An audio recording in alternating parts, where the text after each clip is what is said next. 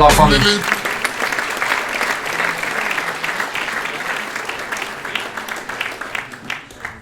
Hello.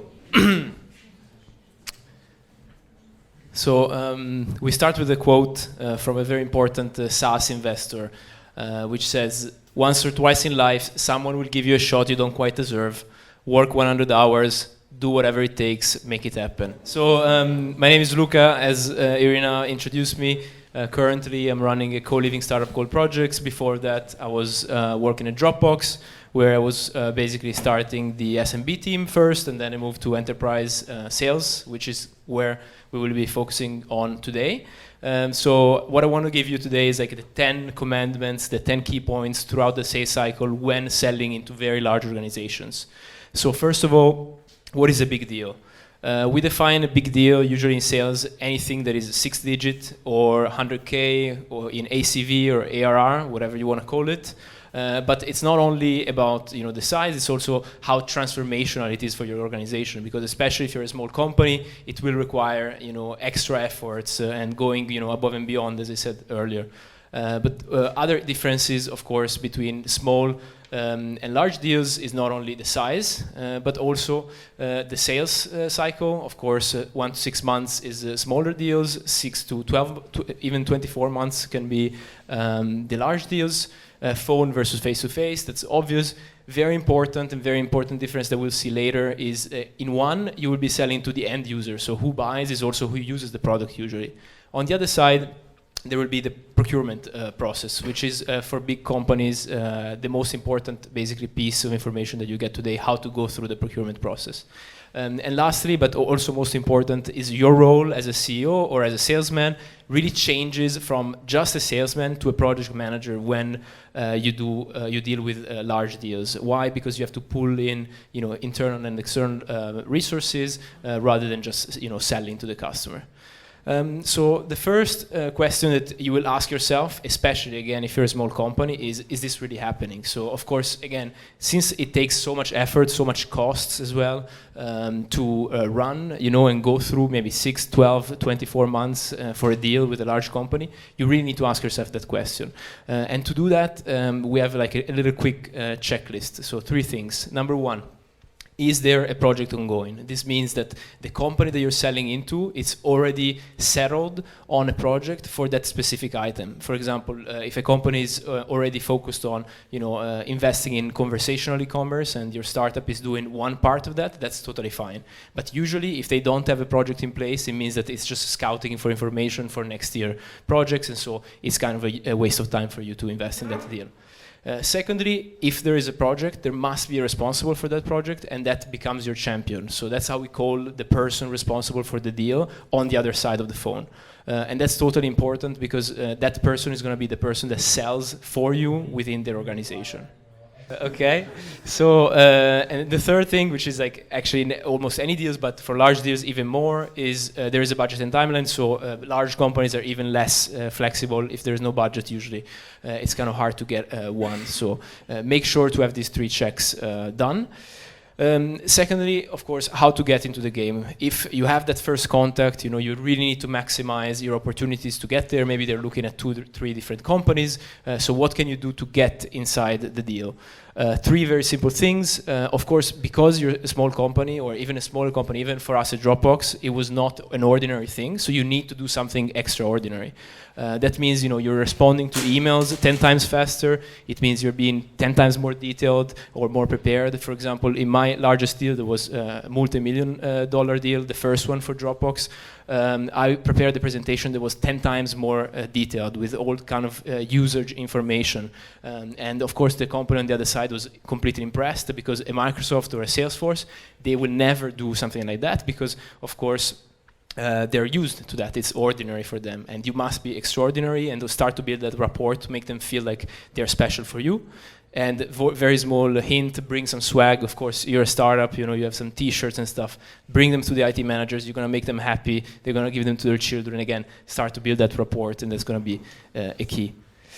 So the other question that you're going to ask yourself is, are we ready for this, right? And obviously, I can tell you, you're not ready. So this is very simple. When I started this deal, there was in I think January of 2016. Dropbox was a 300 million per year company in revenues. We were about 1,200 people in the organization, and we definitely were not ready. So we were used to doing deals with like 7 pages contract from headquarters in San Francisco, all in English, very simple. And they arrived to my legal team with 120 pages contract in Italian. So they looked at me a bit strange, right? So if Dropbox wasn't ready after 80 years, 10 billion valuation, your startup probably is not ready, and you just have to deal with it. You just have to understand that you're not ready, and if you want to make that kind of sacrifice, then you just have to be kind of aware that you're making it. So during the deal, so let's say that of course you had the first contact, you did everything you could to get in. And then, of course, in any sort of a deal, in any large organization, they will never buy your product straight away. They will do something that is called a pilot, or in IT terms, the POC, so the proof of concept. And this is like the crucial part of the deal. So the first very big milestone where you're going to define if you're going to basically be selling the product or not. Another very important thing is that large companies buy software in a process base, so it's not sentiment based. It's not like one guy buys and because he feels the product is great. So it's a process based purchase, and therefore if you nail the process, then it's going to be very smooth at the end, to complete the purchase or the sale. How to get the POC right? First of all, you are the one who sets the POC up for success. What does it mean? It means that you must be the one driving, the metrics to use, the timelines to use, and really focusing on stuff that obviously you can nail. And of course, you're gonna have some pushback, but you are the one basically driving this and making sure that the POC is set up for success. Another small hint: if you can, always push for the POC set of users to be the most senior users you can, because again, if you push and these users start using the product and they like it, it's going to be much harder than later to take it off from them because they're already using it. Secondly, every single time that you have such a deal, you ask to your champion 10 to 20 names and emails and phone numbers, and you call them up and you interview them, all of them, and really create a very simple pain and solution framework. And then you bring that report to basically your champion or the people evaluating the project at the end of the POC, so you can really show how your product is basically driving solution for them. And lastly, fake it until you make it. So don't quote me on this. I mean, we're having technical problems, so hopefully this part gets deleted from the video. But when I was doing the POC for this very large client, for example, they asked us for like dedicated support, and I created a fake, email alias with a company name at Dropbox.com, and behind there was allegedly two support agents. One was me with a fake name, and the other one was my colleague also with a fake name. So, if we did it and it worked out, maybe it's going to work out for you, but don't quote me on this. So if you are already got until here, you are within the decision making process, a key thing, this is really one of the most important things, is to continue discovery. So if in a normal deal you start with discovery, first call, then you're done, you start selling. In large deals, your job is to continue to discover the company, the organization you're selling into. So at this point, if you got until now, so during the POC and so on, your champion is your internal informer. So you can ask him anything because he brought the product until this point. So if the project fails, it's going to be on him. If the projects win, then it's going to be his win within the organization. So you can ask him openly about stuff. And one of the most important advice I ever got was to ask about the organizational structure. And this may seem super weird, but I mean, they did it straight away, and they did it on other deals as well. And this allows you really to map the organization you're selling into and to really understand who is who, when to escalate, to who to escalate, and so on. And if you're a salesperson, also it's going to look very good to your CEO when you're going to bring him in, your boss when you're going to bring him in, to know exactly who is who within the organization. And third, continuously improve the understanding of the buying process. Every single call that you have, you're going to have like daily calls or weekly calls. Every single time, ask to understand better who is approving this, who is approving security, how long it's going to take. Always improving the understanding of the buying process, because if you don't now, then it's going to kick you in the ass later. So continue onto this side, mapping the organization is the key. So of course, if you have the organizational structure, this is quite easy, but it's easy also to have this kind of structure. So on one side, having the deal team on your side, and on the other side, having them or the potential customer, right? So you are the salesman, as we already said, and your peer is the IT buyer or your champion, and that's easy. Again, he's your peer, so you guys work almost like colleagues on a day-to-day basis. Secondly, your CEO should be the sponsor. If you can get the CEO or your VP of sales or your boss simply, but you need to have an executive person on board with you. And on the other side, you need to have a VP or a senior manager. Why is this crucially important? Because you're going to have roadblocks that cannot be solved by yourself or by your champion. So you have to escalate this. And with a simple phone call, your CEO can solve it with an executive sponsor, only if he has a counterpart on the other side. And lastly, of course, the CTO on your company or the head of security must have as a peer their CSO, because especially if it's a data-related product that you're selling, they want to have a peer to speak with, and they will not speak like a CSO will not speak with a business guy about tech stuff. And of course, your CFO or finance guy or GC should have the counterpart of the buyer and procurement. The more the merrier. What does this mean? This is also a key thing and also a bit of a sketchy thing, but the more stakeholders you involve in the process, the better it's going to be. Why? Because if you bring, if the deal is going on for like 6 or 8 months, right? And you have involved all these people, like 4 people here, maybe 20 people in the POC, 10 people in the interview, and all these people have committed time and energy to this project, it's very unlikely that they will just pull it, right? So it's much smarter for you to involve as many people as possible and make them stand to lose if the project is pulled. So that's very important. So finally, of course, you get the yes, so the POC is gone successful, and you get the yes from your guy, and you're like super happy. You think you're gonna make money very soon, pop bottles and stuff.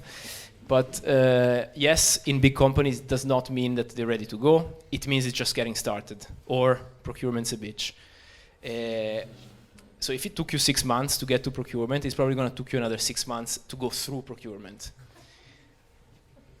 So a couple of tips. First of all, price. It's highly important that you do not talk about price until this moment. Why? Because everything that is commercial, that has been discussed prior to the engagement of the procurement team, which are the buyers, will be scrapped. So if you promised for a discount, you already played your card, and then it's going to be very tough because you might not have margin to negotiate because it will be very aggressive. So leave pricing and commercial discussions until the end. Usually the IT buyer in a big organization, they don't care. They just care about the product. Secondly, they will throw you documents at you. Like, I don't know if you've ever seen this kind of words, but RFP, SLA, MSA, you have no idea probably what they are. You probably don't have an SLA. So what does this mean? It means that they need these documents. An SLA is a service level agreement, for example. It regulates, if there is a downtime on your servers, you can't provide the service, what is going to happen? So it's never too early to involve the legal team. And this is going to be a massive cost, especially if you're a small company and you have to hire external legal counsel. But again, if you're willing to go through, if you were ready, you felt like you were ready at the beginning, then you must do it, because otherwise you will not be able to go through these steps. So closing, we finally, getting to the end of it. I have kind of tracked for emotional support to fellow salesmen and CEOs, kind of like the mood of a salesperson throughout this graph, right? So on the y-axis, of course, you have like the complexity of the deal, and on the x-axis, you have the timeline, right? So you start always when it's like, it's never going to happen because, we're just a small company or a small product or whatever. Then you're like, oh, okay, they like the product. Then you put you start the pilot, and of course you put the product into the wild, and you're like, okay, you start praying every day, and it starts to get tough. And then you're like, wow, they are actually using the product is successful. Wow, they said, yes, I'm gonna be a billionaire, just like I said before, not really, because the procurement is here. And the the really key aspect of this slide is like to have faith, because I can tell you also from experience, I think this is also quite relatable with the people that have raised money for their own company. It's quite relatable. It always gets super tough when you're getting very, very close to the end. So trust, put trust in the process and just go through with it. How to get through with it? Well, a couple of key tricks. So one trick that one of my mentors taught me was to keep one bomb for the last minute. What does this mean? So if you have if the deal is stuck on one specific thing, for example, a key feature, like the security guy during the procurement process is like, oh, we really need this key security feature. And then you know that you can't deliver on it. So what you do is you just avoid the conversation, or you just say yes, for sure, no problem. You continue the deal until the very last moments, very last day, and then you drop the bomb. Why you do this? Because if you close the deal if you tell them during the negotiation, they probably will close the negotiation right there, because it's a key requirement. But if you let them spend another 6 months on negotiating, getting the deal in place, right? And then you drop the bomb on the last moments, they will hardly say no. And this, I've been told by somebody that has like 30, 40 years of experience, so you can trust him on that. But also don't quote me. The second uses CEO magic. So of course, here's the time when the CEO has to shine, go in, sell the vision, sell the product, and basically just do whatever it takes. Lastly, a very last touch, also for fellow salespeople, the aftermath. So this also happens mostly in larger companies. So haters gonna hate. Why? Because you have to be ready as a salesperson to the internal blowback. You probably oversold certain things at this point. And especially if your team is like large, with like 10, 15, 20 people, and you have a tech team and a support team and so on, they will be inundated of requests, both technical requests, support requests, and so on. So you have to be ready. Also a lot of jealousy, of course, because you just made a lot of money in commission and they didn't. So you have to be ready for this internal blowback. And secondly, of course, always try to get the reference if you went this far, especially for a big company, having a large, very big logo on the website is always helpful. And lastly, work continues, so support, deployment, and training will be your job going forward. So to recap, big deals are about project management and not about salesmanship. Number 2, make sure that it's actually happening. Make sure there is a project ongoing, make sure there is a champion. Number 3, do the extraordinary to get into the game, because this is not an ordinary deal for you. Number 4, you're definitely not ready, and that's okay. Just make sure that you know this.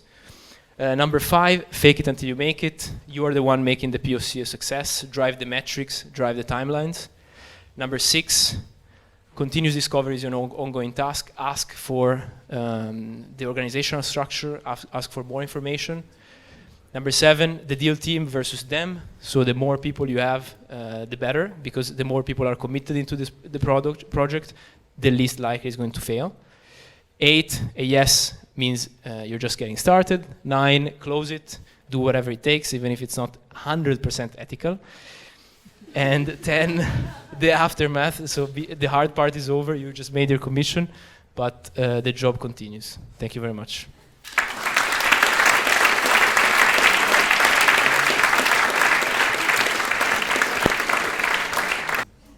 Thanks for the presentation. So when you worked at Dropbox, you said you had to prepare all the different contracts, service level agreement, and so on.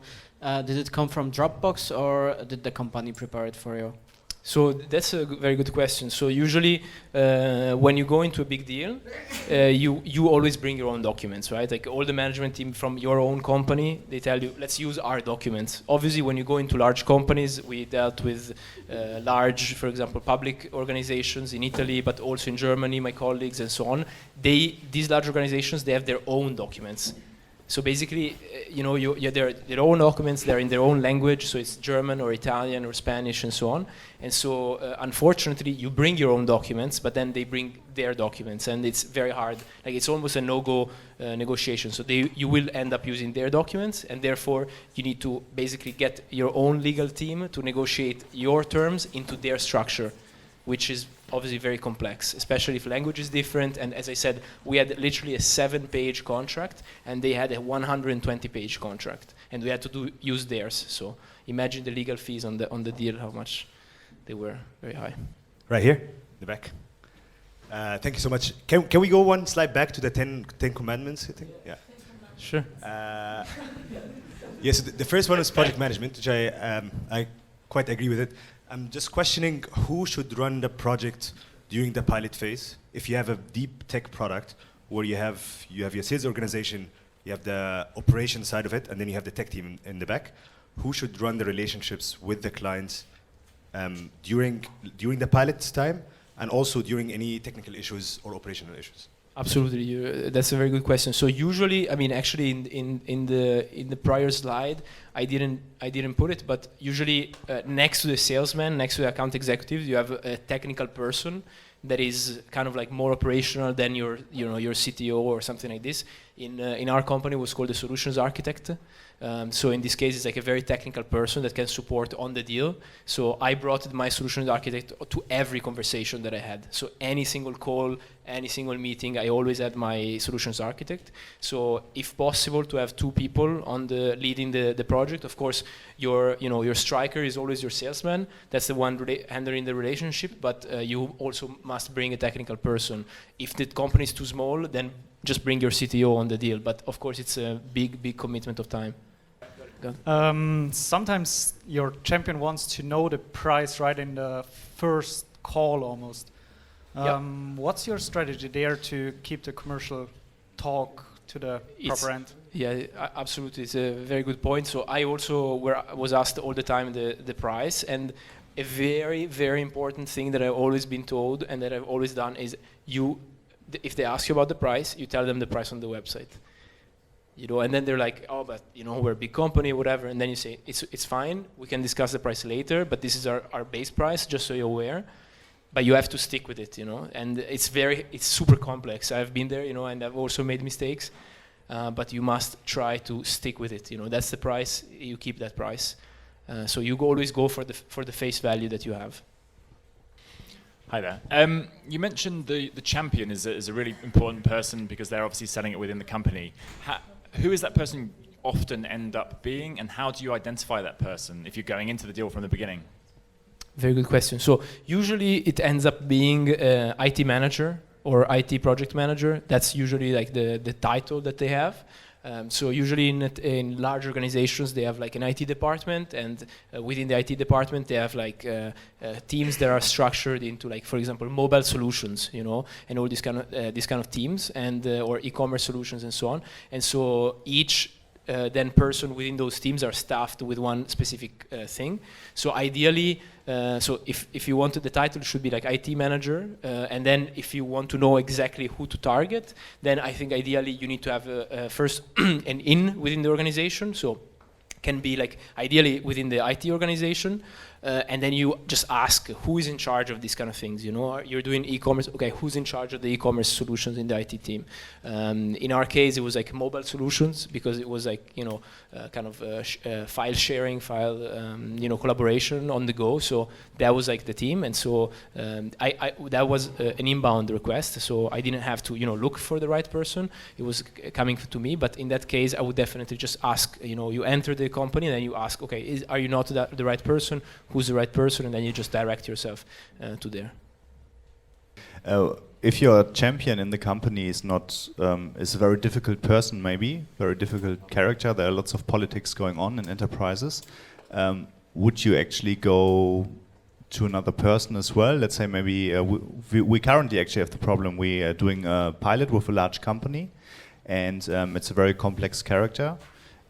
We have company like 50 users involved, and it's an ongoing project, and it's all good. But it's getting harder and harder towards the end now. He might be playing, but do you maybe find other people in the company to talk to also, or what would be your suggestion? Yes, absolutely. So if he is not helping you, he's not your champion. You know, like the fact that, I mean, you can have a peer, like a person that follows the project, like just in this case, but he's not a champion if he's not championing your product, you know. So definitely what you said, so if he's not helping you, try to, you know, go around it. Of course it's hard because, as you said, it's political organizations, you know, there's always a lot of politics. So of course having this structure, you know, with like one person above you, if you're the CEO, your sponsor can be like an investor or somebody. So if you have that extra layer of escalation, then you can try to escalate and then ask that person if there's another person in the team that you can relate to, you know, and try to go above and then below. And this way, because they have more authority, then it's easier for them to get switched. But if you go behind his back straight to the other person, then it would be harder because it can create internal sort of problems. Although it talks about when it's successful, but it's not always successful. So when you lose a deal, what do you do? How do you make the most out of this loss as well? Go home, get drunk. I mean, do you interview the people afterwards, or is there? Look, at the end of the day, one thing that I didn't put here, but it's also very useful, is always going back to think about the sales funnel. So if a company, you know, seems like it's interested, but then doesn't buy in the end, it's just been going down in the sales funnel, and then it's just goes back up, right? But it's already been qualified and so on. So what I've seen in my lifetime is always, you know, if you, of course you're going to have a CRM, of course you're going to have everything tracked, and therefore it's going to be easier later to then you know, reconvert that customer. So I don't have any, you know, experience on, like, you know, maybe feedback you know, sheets or something like this. I've never done it. The only thing that I know is that a lot of customers that didn't buy at a certain point then bought like a year later.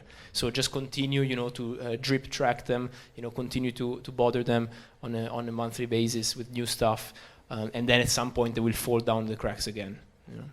Maybe I missed it, but I'm very curious. How did you get your clients? What did you use? Some technology? How many sales reps did you have till you get to the step that you have a champion and so on and so on?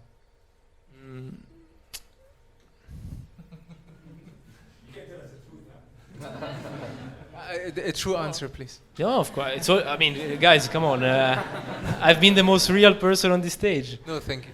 I'm just joking. I mean, it's not.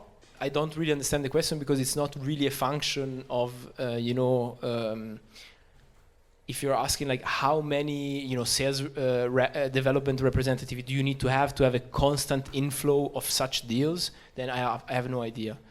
You know, so I really don't know how big should the team be to handle this. I can tell you that when we got this, I was one person basically doing sales for the whole market, and you know, and I just handled it by involving these other people. But how did you do this? Did you use marketing? Did you do cold calling? I mean, what did you do to get your clients? Of course. So this specific client was inbound client. So they just asking for information, but of course, when you're working for a company like Dropbox, it's very different, right? Because you have a lot of inbound requests, a lot of teams that are already using the product, so it's much easier to access to a large, you know, team of customers. But I can tell you what we're doing, you know, outside of this specific customer, you know, on a daily basis. I mean, we had a team, of course, of sales development representatives that were using tools like SendBloom to send like mass email campaigns, and then of course following up on the phone, and then, you know, passing on the opportunities to the sales people. We had roughly a ratio 3-to-1, just like Philip said, to sales to development to account executive ratio, and yeah, that was our method. So you mentioned that there is a technique when there is a person inside the organization that you probably know, but I was wondering, since it's huge corporate and you probably send email to the person, you're like superstar or Superman, I don't remember. So, and you mentioned the person that he or she hardly knows. What is usually the reaction of like, yeah, like this guy referred me your email and thus I'm writing to you. So might that person get in trouble because you just send a random selling email outbound And I was just wondering what is the system within this Yeah, process. totally. No, usually this is like an over worry about that the salespeople have, but nobody really gets annoyed by emails. They're used to get a lot of them, and again, of course, the more qualified is your lead, the least likely it is that the people get bothered by their emails because they've already been introduced to the product, and so on. And that's why again, if you see if a customer is potentially qualified or not, right? If they're taking your email and just sending it around to other people with no introduction, no sort of warm, introduction, then of course it's probably less qualified lead. What I'm talking about here is like a person that personally has a meeting with other people, introduces them to the project, explains them what they're talking about. That's a true champion in the company. So I guess by seeing how they interact with other parties in the company, you can also evaluate how qualified a lead or an opportunity actually is. Thanks a lot, guys. Thanks a lot, Luca.